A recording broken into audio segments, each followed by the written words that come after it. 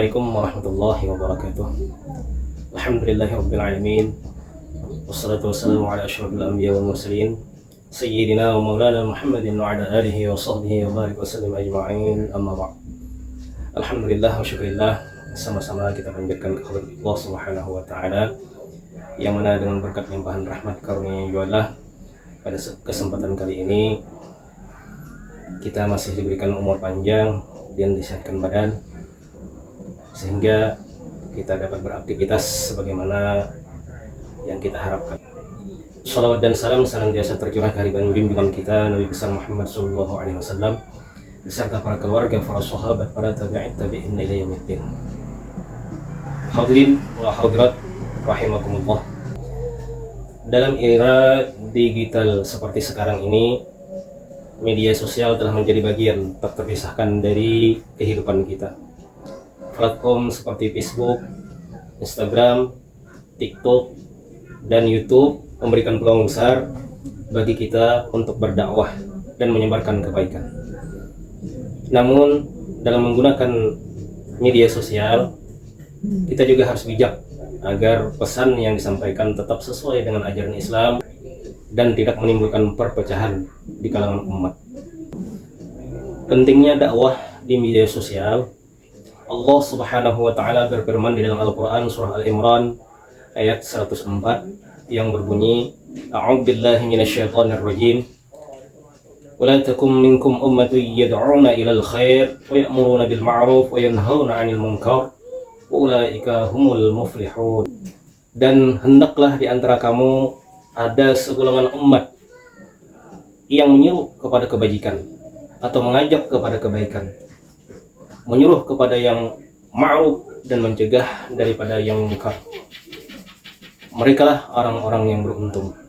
Ayat ini menunjukkan bahwa setiap muslim memiliki kewajiban untuk berdakwah dan mengajak kepada kebaikan.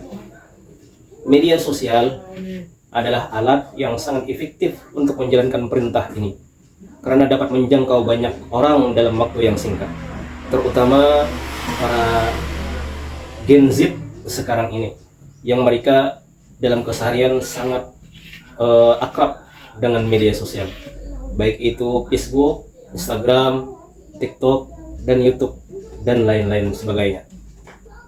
Namun dalam berdakwah di media sosial, kita harus bijak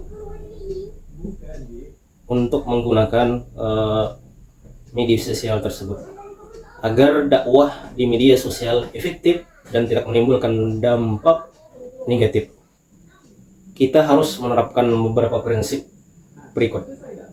Pertama, dakwah dengan akhlak yang baik.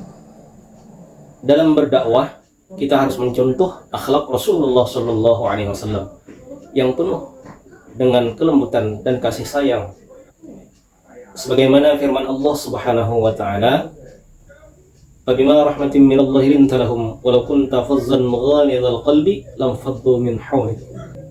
Maka disebabkan rahmat dari Allah Subhanahu Wa Taala, kamu berlaku lemah lembut terhadap mereka. Sekiranya kamu bersikap keras dan berhati kasar, tentulah mereka menjauh dari sekeliling kamu. Yang kedua, kita harus menggunakan bahasa yang santun dan mudah dipahami. Kata-kata yang kasar dan menghina hanya akan membuat orang enggan menerima kebenaran. Gunakanlah bahasa yang santun dan mudah dipahami agar pesan dakwah diterima dengan baik. Yang ketiga, menyampaikan informasi yang benar. Dalam era informasi ini, hoax dan fitnah sangat mudah tersebar.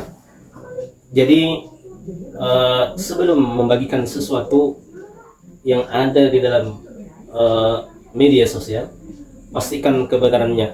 Sebagaimana firman Allah Subhanahu wa taala di dalam surah Al-Hujurat, "Ya ayyuhalladzina amanu in ja'akum fasiqun binaba'in fatabayyanu." Yang artinya, hai orang-orang yang beriman, jika datang kepadamu orang-orang fasik membawa sesuatu berita, maka periksalah dengan teliti kebenarannya. Jadi di dalam bermedia sosial, jangan sampai segala informasi yang sampai kepada kita itu langsung saja kita share atau kita bagikan. Tapi sebaiknya kita teliti dahulu kebenaran daripada pesan-pesan yang sampai kepada kita tersebut. Apabila memang itu benar, kebenaran adanya, maka sampaikanlah. Tapi apabila itu hanya sebuah kebohongan, maka jangan kita sebarkan. Kemudian yang selanjutnya, menghindari perdebatan yang tidak perlu. Berdebat di media sosial seringkali tidak membawa manfaat, justru menimbulkan permusuhan.